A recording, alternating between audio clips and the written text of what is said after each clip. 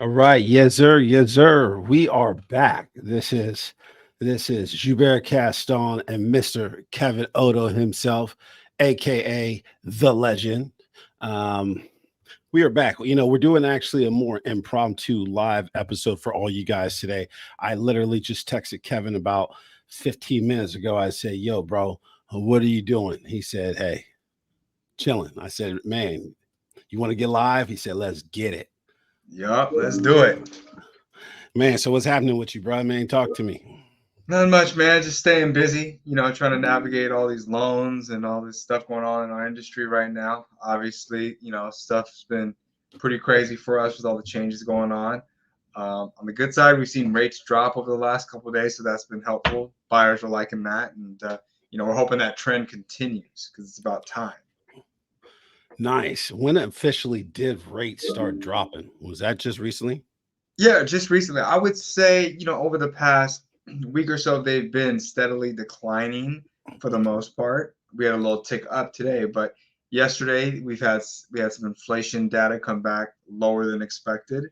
Lower inflation is always good for mortgage rates, so the market reacted. Rates dropped a little bit. I think the Fed made some commentary last week, kind of indicating that they would ease their bond buying program, which should help keep yields a little bit lower than they've been, which will also help mortgage rates. So there's some positive things that we could potentially look forward to in the future that would assume that rates have the potential to keep dropping if things progress the way they should.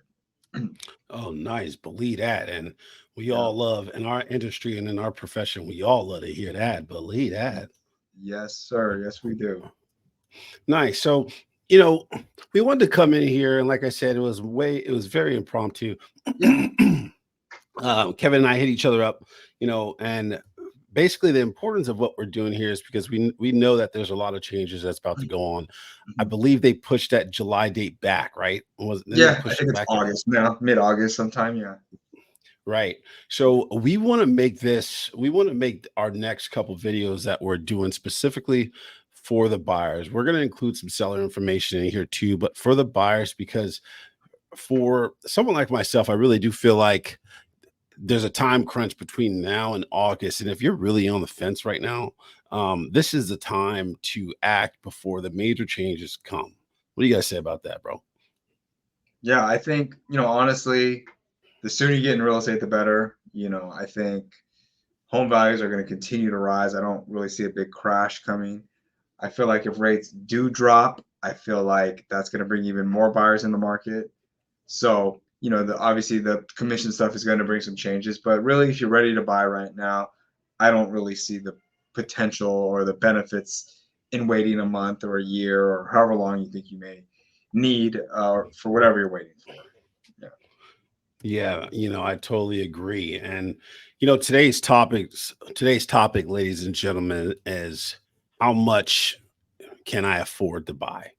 And that's a really big question because when it comes to the question regarding interest rates and people being on the fence because interest rates are too high and et cetera, a lot of the reasons that people remain on the fence is because they feel like they're priced out.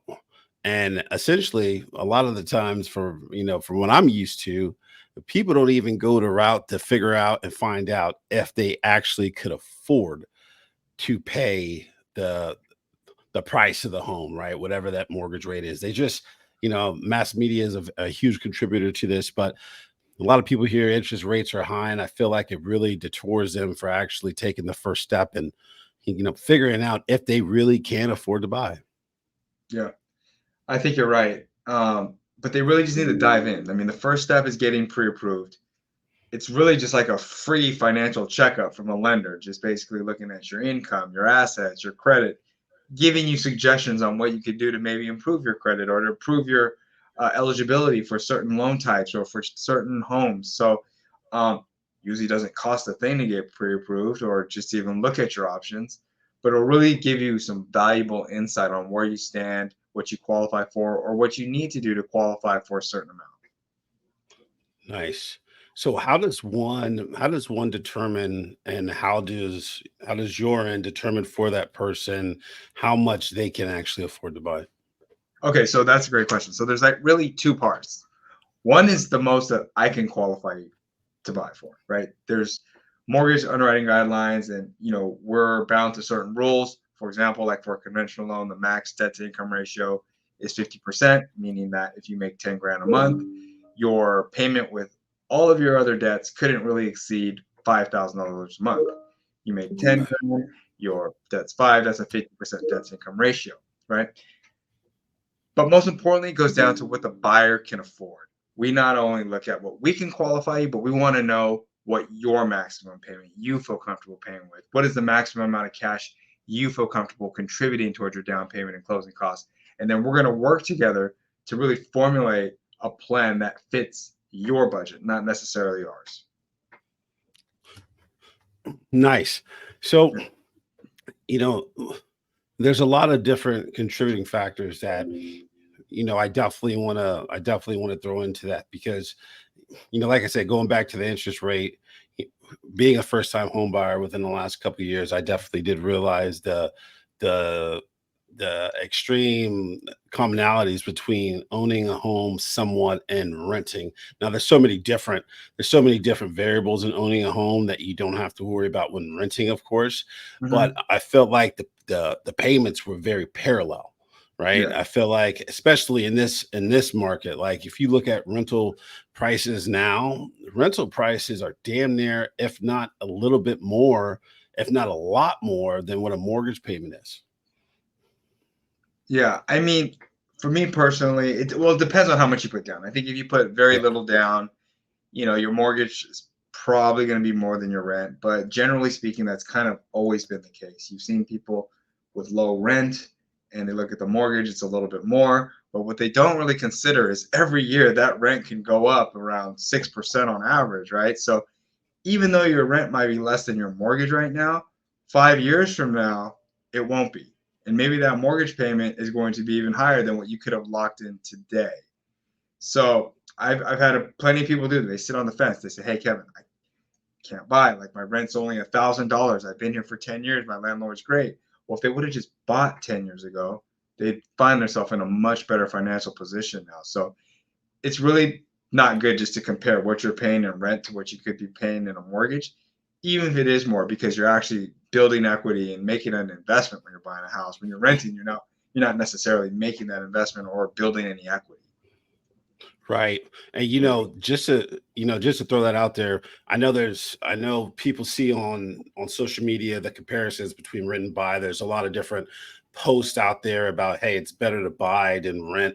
And speaking as someone who purchased a home within the last 2 years, there are multiple different expenses to really take into account for when it comes to buying a home Mhm.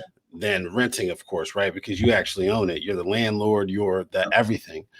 Yeah. But I say all that to say this is that I don't want that to scare people because there's a lot of different programs out there like home warranties and stuff like that that really could take the take some of the financial pressure off people when things go wrong and et Yeah. cetera. You just have to learn how to capitalize on them.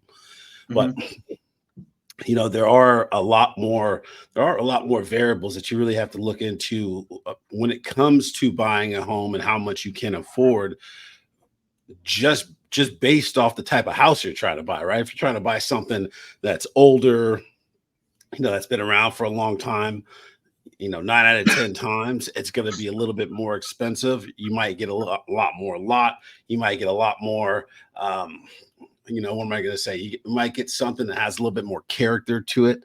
It's not For going to sure. be as modern as someone would have had in new construction, but there's a lot more costs allocated to a house that's been a little bit older. For sure. Yeah, I mean, definitely the type of property, the condition of the property, and it's going to contribute to how much work is going to need to be put in it. But over time, you're putting money into an investment. So it's not like you're wasting money. These things are adding value to the property and also, allowing you to have the freedom to live and do what you want within your own house. If you rent a house, you can't necessarily make the changes you want. That's the landlord's house. You can't do things that you could normally do when you own a house. So Yes, there is expenses that come with it, but I still think it is an investment that you're making, and it'll pay off. Yeah, no, absolutely. It definitely does. And being in the heat of things right now, you definitely equity is a thing, right? Like equity is a real thing, and equity builds when you own the actual home. And I can attest to it based off the research that we've been doing lately. But um, owning a home is so prevalent, and it's a very, very huge accomplishment if and only if you can afford it, based on the fact that it is an investment, and in time, like all investments, hopefully, well, more more likely than a lot more investments, you're likely to get some kind of return. For sure. Yeah, and real estate's a long-term play for the most part. For someone that's just a first-time home buyer or someone that doesn't plan on doing a lot of flips or anything like that, yeah, you got to stay in your house for a while to see the benefits. You got to make a lot of payments, start building equity. You're going to see the value go up over time. So it's something you just got to be patient with. And obviously, more than just the value of the house, there's a lot of other benefits for home ownership, whether it's any tax deductions or capital gains exclusions when you sell. I mean, there's tons of benefit that you could have by owning real estate, other than just securing a payment and owning a home.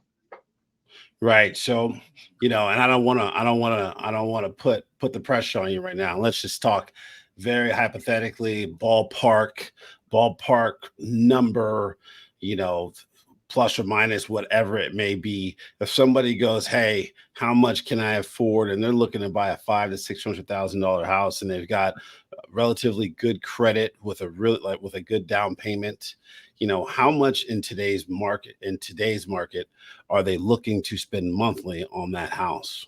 Well, just doing the math, if you were to buy a house for 600,000 today, and let's just say you wanted to put like 20% down, okay? Yeah. Say someone has a decent down payment, so you have a $480,000 loan. Let's say rates are right around 6.5%, which is kind of where we're floating around today, okay? Yeah. That mortgage payment without the taxes and insurance would probably be a little over 3 grand a month. Once you add the taxes and insurance, that could probably add another 700 bucks or so. So you may be looking at a total mortgage payment around 3,700 bucks or so. Wow. All right. Now check that out, ladies and gentlemen. $3,700 a month. That's including your mortgage, taxes, and insurance. Okay. Mhm. 3,700 a month. And depending on where you're living, right? If you're living in our area, of course, Kevin and I are located in the greater Sacramento area. But if you're located in our area, $600,000 house is going to get you anywhere between three plus bedrooms. You might get two plus bathrooms. You're going to get a good sized lot. You may even get a pool depending on where you are, but you're getting that much for the cost of what a lot of people are paying, if not under what people are paying to rent. Correct. So, ladies and gentlemen, take that into account when you go look into buying. And I'm just going to be, we're going to be the ones that tell you this. August is coming. There's going to be a lot of big changes in August. If you're on the fence, you're looking to buy right now, just know, and you heard it first, looking to whether or not you can afford the payment as compared to worrying about the interest rate, because you've probably heard it from time and time again. There's a lot of influences on there, but you marry the house and you date the rate, right? And if you can afford that rate per month, you're going to put yourself in a really, really good position to become a homeowner, gain that equity. And the best thing about all that, you're going to have the opportunity to refinance with someone like Kevin, when the time comes too, right? Yeah, absolutely.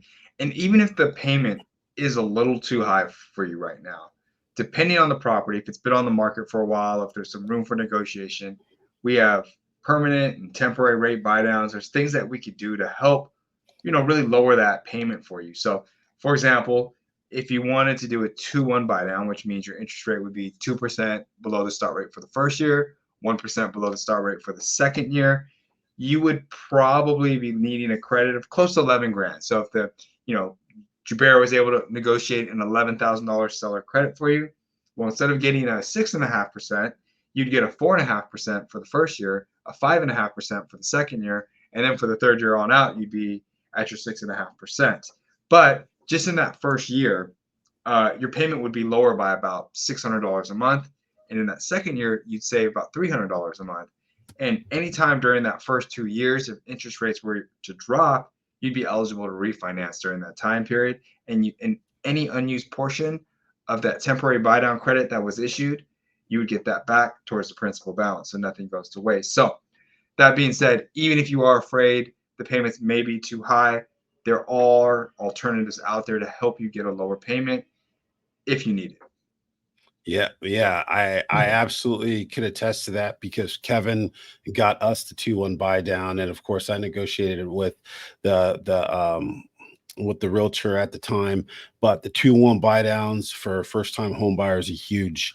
Those seller credits add up, ladies and gentlemen. Whether the seller credit is going to be used towards your buy down or closing costs, that closing cost puts capital back in your pocket to help you with those payments too.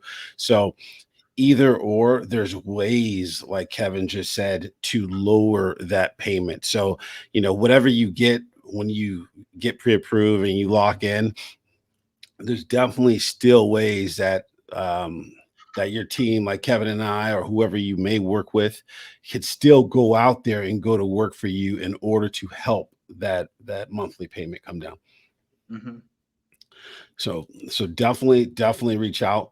We're gonna keep these segments coming.